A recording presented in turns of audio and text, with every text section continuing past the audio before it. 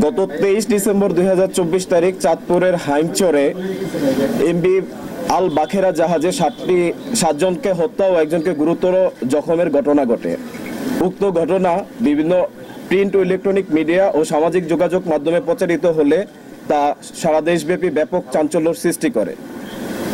পরবর্তীতে উক্ত ঘটনায় জাহাজের মালিক বাদী হয়ে 24 ডিসেম্বর তারিখে একটি হত্যা মামলা দায়ের করেন।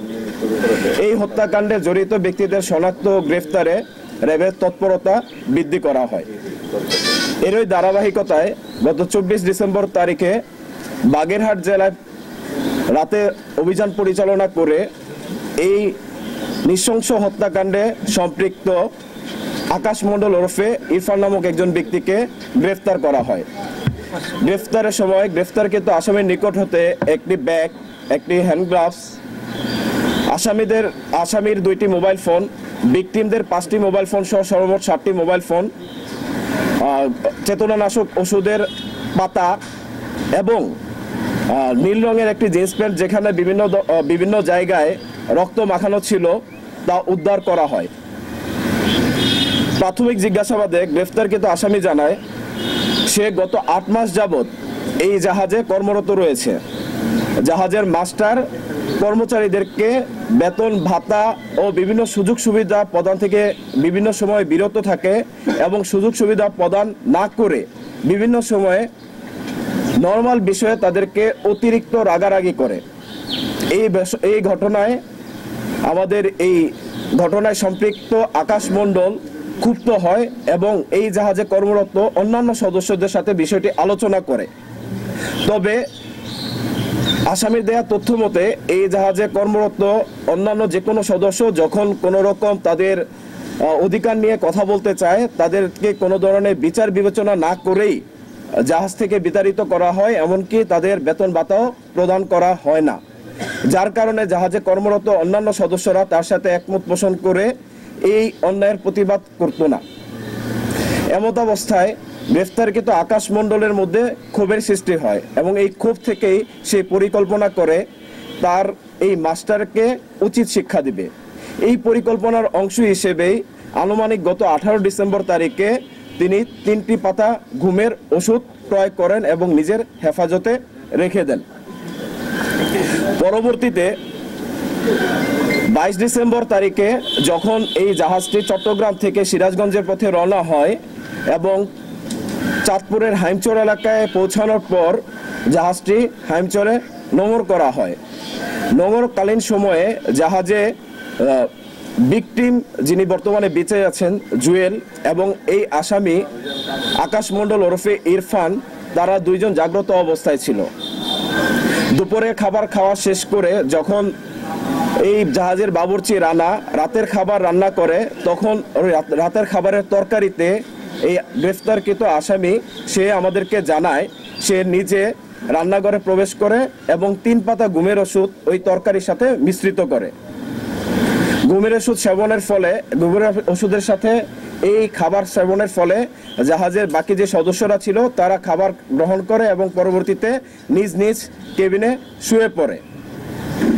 আমাদের গ্রেফতারকৃত আসামি তিনি আমাদেরকে তার স্বীকারোক্তিতে বলেছেন এই সময়ে যখন কেবিনে সবাই শুয়ে পড়ে নোঙর করার পর সর্বশেষ যিনি বেঁচে আছেন ভিকটিম জুয়েল, সে রাত 2টার সময় খাবার গ্রহণ করেন এবং খাবার গ্রহণ শেষে সে তার কক্ষে ঘুমাতে যায়।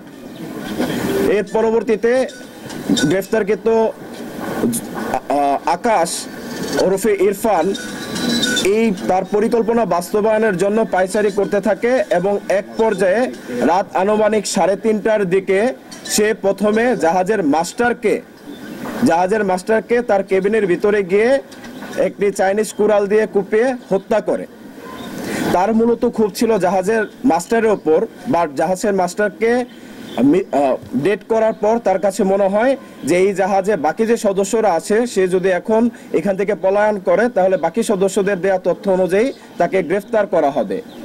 আইন শৃঙ্খলা বাহিনীর গ্রেফতার এড়াতে গ্রেফতারকৃত আকাশ ওরফে ইরফান বাকি সদস্যদের ক্রমান্বয়ে কুপিয়ে হত্যা করে। ভোর আনুমানিক 5:30টার দিকে যখন অন্যান্য নোঙর করা জাহাজগুলো তাদের গন্তব্যস্থলে ছেড়ে যায়, তখন এই গ্রেফতারকৃত আকাশ তার এই জাহাজটিকে চালিয়ে যাত্রা করে এবং 1 ঘন্টা জাহাজটিকে চালানোর পর হাইমচরে গিয়ে জাহাজটি আটকা পড়ে। পরবর্তীতে একটি মাঝির নৌকার দ্বারা সে চরে গিয়ে অবস্থান করে এবং সেইখান থেকে আত্মগোপনে চলে যাওয়ার উদ্দেশ্যে বাগেরহাটে গমন করে। গ্রেফতারকৃত আসামির বিরুদ্ধে পরবর্তী আইনানুগ ব্যবস্থা গ্রহণ প্রক্রিয়াধীন রয়েছে। একজনকে পেয়েছি, অধিকতর তদন্তে হয়তো বা আরো কিছু পাওয়া যেতে পারে।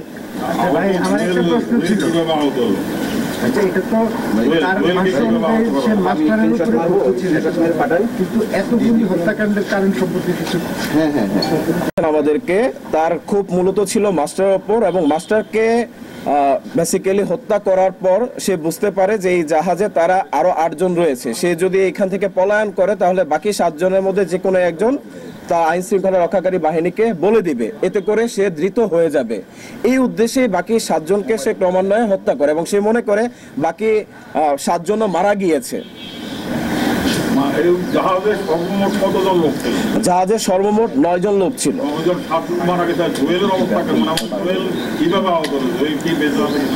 জুয়েল বর্তমানে বেঁচে আছে, চিকিৎসাধীন আছে, তার অবস্থা ক্রমান্বয়ে উন্নতি হচ্ছে। তাকেও ওইখানে আহত করা হয়েছে এবং ওই চাইনিজ কুড়াল দিয়ে আঘাত করা হয়েছে। গ্রেফতারকৃত আকাশ মণ্ডল ওরফে ইরফানের দেওয়া তথ্য অনুযায়ী মূলত জাহাজের মাস্টারের ওপর তার পূর্বের ক্ষোভের কারণেই খাবারের সাথে ওষুধ মিশিয়ে, সবাইকে চেতনানাশক ওষুধ মিশিয়ে খাবার পর, কেউ তো লাইভে নাই তাই না ভাই? আকাশ মণ্ডল ওরফে ইরফানের দেওয়া তথ্য অনুযায়ী মূলত জাহাজের মাস্টারের ওপর ক্ষোভের কারণেই তার উদ্দেশ্য ছিল জাহাজের মাস্টারকে হত্যা করা, এবং এই হত্যাকাণ্ড সংগঠিত করার পর যখন সে বুঝতে পারে অন্যান্য যে ক্রুরা আছে তারা সে পালিয়ে গেলে তার সম্পর্কে তথ্য দিয়ে দিবে, তাই আইন শৃঙ্খলা রক্ষাকারী বাহিনীর হাত থেকে রক্ষা পাওয়ার জন্য সে ক্রমান্বয়ে বাকি সদস্যদেরকে হত্যার চেষ্টা করে।